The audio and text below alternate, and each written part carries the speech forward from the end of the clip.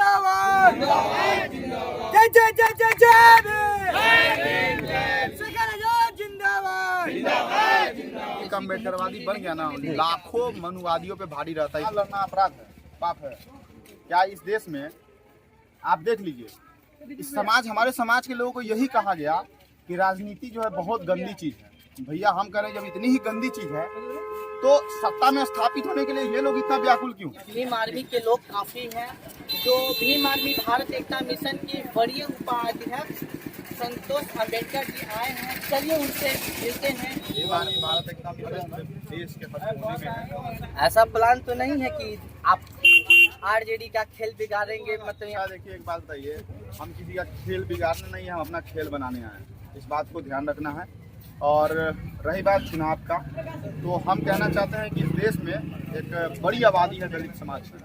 दलित समाज की बड़ी आबादी है, तो ये आबादी अब किसी के पीछे भीड़ बनकर नहीं जाएगी, अपना काम खुद करेगी, अपना इंसाफ खुद लेने का काम करेगी। इसलिए भीम आर्मी भारत एकता मिशन संगठन एक ऐसा है कि समाज में जब भी शोषण अत्याचार हो रहा है, उस जगह पे पहुंच करके अपने समाज के लोगों को न्याय दिलाने का काम कर रहा है। लेकिन सर, बिहार में पहले से बहुत सारे दलित नेता, चिराग पासवान जी हैं, जनक चमार जी हैं और जीतन राम मांझी जी है, श्याम रजक जी हैं, तो भीम आर्मी की क्या जरूरत है? यहाँ के दलित बिहारियों को क्यों नहीं सपोर्ट करें? चलिए एक बात बताइए, किसी की औकात है कि नीला गमछा रख करके, किसी भी पार्टी के लोगों को औकात है कि नीला गमछा रख करके और मुझ पे ताव रख कर बोल दे कि बाबा साहब अम्बेडकर अमर रहे, चाहे जय भीम का नारा नहीं बोल सकता?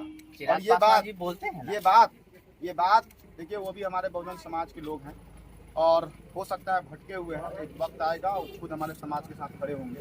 जिस तरह से हम कह रहे हैं कि जिस तरह से रामविलास पासवान जी के प्रतिमा को हटा दिया गया, फेंक दिया गया इसी बीजेपी सरकार के द्वारा, मोदी के सरकार के द्वारा, हम कह रहे हैं वो बहुत बड़ी अपमान है। और पासवान जी हमारे समाज के धरोहर, उन्होंने इस समाज को लिए बहुत अच्छा काम किया, लेकिन उनके बेटा को नहीं समझ में आ रहा है, तो इसमें हम कुछ नहीं कर सकते हैं। और जब तक हमें अपनी समझदारी नहीं होगा, दूसरा कोई समझा नहीं सकता। इस बात को ध्यान रखें। क्या लगता है, चुनाव लड़ेंगे? हम क्या करें कि चुनाव लड़ना अपराध है, पाप है। क्या इस देश में आप देख लीजिए, इस समाज, हमारे समाज के लोगों को यही कहा गया कि राजनीति जो है बहुत गंदी चीज है। भैया हम कह रहे हैं, जब इतनी ही गंदी चीज है तो सत्ता में स्थापित होने के लिए ये लोग इतना व्याकुल क्यों?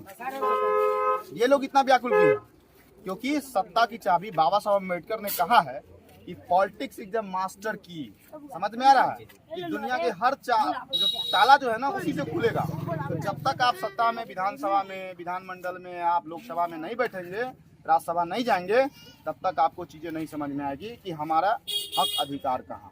हम इस भोले वाले समाज से कहना चाहते हैं कि जो लोग वोट को शराब, कुछ चंद पैसों में बेच देते हैं, ये लोग जिस दिन अगर समझ गए कि वोट की कीमत क्या है, इन लोगों को ये समझ में आ जाए कि एक वोट की कीमत से ही आपके बच्चे फ्री में जाकर स्कूल में पढ़ते हैं, आपको हॉस्पिटल की सारी सुविधाएं मुहैया निःशुल्क होता है, आपके लिए पुलिस प्रशासन आपके साथ खड़े होते हैं, आपके साथ कोर्ट कचहरी है, जज है इंसाफ दिलाने के लिए। आपको क्या लगता है, आपको रिजर्वेशन मिला हुआ है, किस आधार पर मिला हुआ है? तो ये इस भोले भाले समाज को अगर सिर्फ ये समझ में आ जाए कि वोट की ताकत में क्या है। हम कह रहे हैं कि एक वोट परमाणु बम से भी बहुत खतरनाक होता है, कि एक वोट से किसी को राजा से रंक बनाया जा सकता है। पहले रानी के पेट से राजा जन्म लेते थे, अब वो चीज नहीं है। डॉक्टर अंबेडकर ने 1950 में संविधान जब लागू कराया तो उन्होंने रानी की पेट का नसबंदी करने का काम किया और इस देश के जो गरीब वंचित समाज के लोग हैं, उन लोगों को आज सत्ता में स्थापित कराने का काम किया। आज आप बताइए कि कोई आदमी नगर परिषद से को जीत के जाता है रिजर्व सीट से, या पंचायती राज में कोई मुखिया सरपंच बन रहा है, कोई जिला पार्षद बन रहा है। आज बगल में यहाँ पे बथनाहा विधानसभा है, क्षेत्र है, वहाँ पे रिजर्व सीट है, वहाँ से विधायक बन के जा रहे हैं। आपको क्या लगता है कि मुंह देख करके दे दिया था? इन लोगों की मजबूरी थी। डॉक्टर अम्बेडकर ने इन लोगों को इतना मजबूर कर दिया कि आज इस समाज के लोग आज मुखिया, सरपंच, विधायक, सांसद सब बन रहे हैं। और हम कह रहे हैं कि आज़ादी के 70 साल बाद भी, 75 साल बाद भी ये समाज अभी तक प्रधानमंत्री नहीं बन पाया। क्यों नहीं बन पाया?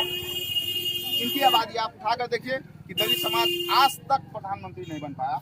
हम कह रहे हैं भीम आर्मी एक ऐसा संगठन है कि युवाओं को एक ऐसा जुनून पैदा करने का काम किया है कि आने वाले समय में देखिएगा, इस बहुत कम टाइम में हमने 10 साल के संघर्ष में हम लोगों ने बहुत सी उथल पुथल कर दिया और 5 से 10 साल का संघर्ष इस देश का दलित प्रधानमंत्री बनेगा, इस बात का भी चैनल के माध्यम से बड़ी बात बोल रहे हैं। एकदम बिल्कुल बोल रहे हैं, बड़ी जिम्मेदारी के साथ बोल रहे हैं, होशो आवाज से बोल रहे हैं। ये समाज एक बहुत 5 से 10 साल में देखिएगा ये भारत का प्रधानमंत्री को दलित जय जय जय जय जय भीम, जय जय जय जय जय भीम, चंद्रशेखर आजाद जिंदाबाद, विनय रतन जिंदाबाद, संतोष अम्बेडकर जिंदाबाद। तो बिहार में तो आपका केंद्रीय मंत्री समाज से आते हैं, दलित समाज से, मुख्यमंत्री बताइए रह चुके दलित समाज से, फिर भी क्यों नहीं दलित का पता बिहार बताइए क्या सर? इसलिए तो हम कह रहे हैं इस पार्टी के किस संगठन के लोगों से आप उम्मीद कर रहे हैं? हम ये कह रहे हैं कि जब तक भीम आर्मी नहीं थी, तब तक लोगों को बेवकूफ बनाया गया। अब भीम आर्मी भारत एकता मिशन आ गया है। इस देश का नेतृत्व कर रहे हैं, दलित समाज का नेतृत्व कर रहे हैं चंद्रशेखर आजाद जी। वो आ गए हैं, आंख में आंख डाल करके मनुवादी सामंतवादियों से बात करते हैं और सवाल करते हैं। आजाद समाज पार्टी के आने से अभी बिहार में जो दलित आपका जो चेहरा बड़े बड़े है उनका भी डर लगने लगा है सर बिहार में। बिल्कुल, हम तो कह रहे हैं हम तो कह रहे हैं कि दलित एक क्रांति का प्रतीक है।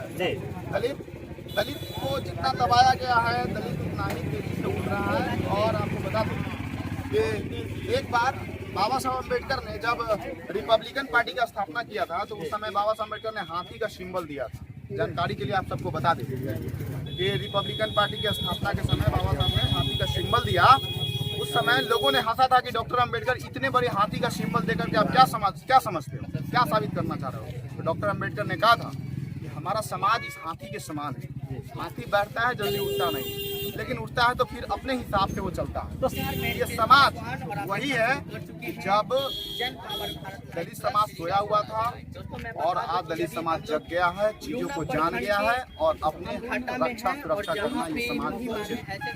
जनरल सीट पे हम अपने समाज के लोगों को चुनाव लड़ाने का काम करते हैं। तो ये देख लीजिए हमारे बीच में भीम आर्मी के प्रदेश उपाध्यक्ष जी हैं संतोष अम्बेडकर जी, इनका ऐलान हो चुका है कि हम जनरल सीट पे चुनाव दलित समाज में उतार के लड़वाएंगे और जीत के भी आएंगे। सर आपका कहना है? हम तो कह रहे हैं कि आबादी किसकी है, 50 या 15 की बात। क्योंकि जो केंद्रीय मंत्री है, जो मुख्यमंत्री, उनको भी अब डर लगने लगा है कि आजाद समाज पार्टी चंद्रशेखर आजाद जा चुके हैं फील्ड में और बिहार में इनका दबदबा चलेगा।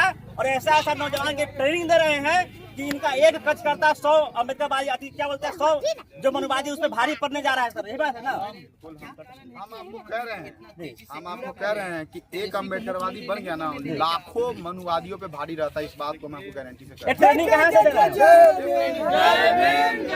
हैं? जब स्वराज पार्टी बोला कि हम बिहार बदल देंगे, रोजगार देंगे, खाली किताब तो थोड़े भाई सही है। बात सुनिए, ट्रेनिंग जो है ना डॉक्टर अम्बेडकर का लत लगा है अम्बेडकरवाद का, तो नशा भी सरेआम होगा, इस बात को याद रखिए। ठीक है, तो अम्बेडकर का कीड़ा एक बार जिसके अंदर घुस जाता है ना, वो जल्दी उसको मनुवादी कन्वर्ट नहीं कर सकता।